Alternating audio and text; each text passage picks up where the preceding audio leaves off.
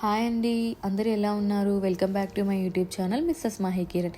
ఈరోజు ఈ వీడియోలో నేను సూపర్ ఫాస్ట్ పాలకూర ఉల్లికారం చట్నీ ఎలా చేసుకోవాలో చూపిస్తాను రండి. పాలకూర తినని వాళ్ళు కూడా ఈ రెసిపీని చాలా ఇష్టంగా తింటారు.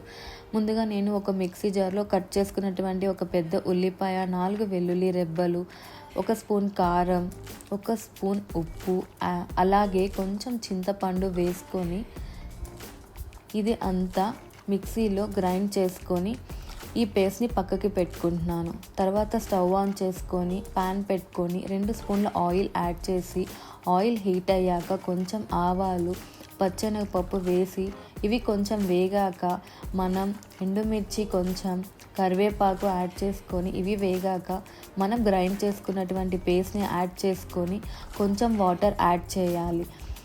ఈ పేస్ట్ని బాగా వేగాక మనం ఇందులో 1 స్పూన్ ధనియాల పొడి, కొంచెం ఇంగువ వేసుకొని మిక్స్ చేసేసుకొని బాగా వేగనివ్వాలి. ఈ ఉల్లికారం ఎంత బాగా వేగితే పాలకూర ఉల్లికారం చట్నీ అంత టేస్టీగా ఉంటుంది. తర్వాత మనం పాలకూరని బాగా వాష్ చేసేసుకొని సన్నగా తరుక్కొని ఇందులో యాడ్ చేసుకొని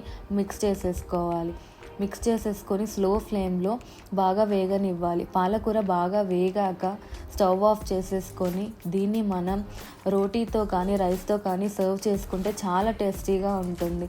ఈ వీడియో మీకు నచ్చినట్లయితే please do like, share and subscribe.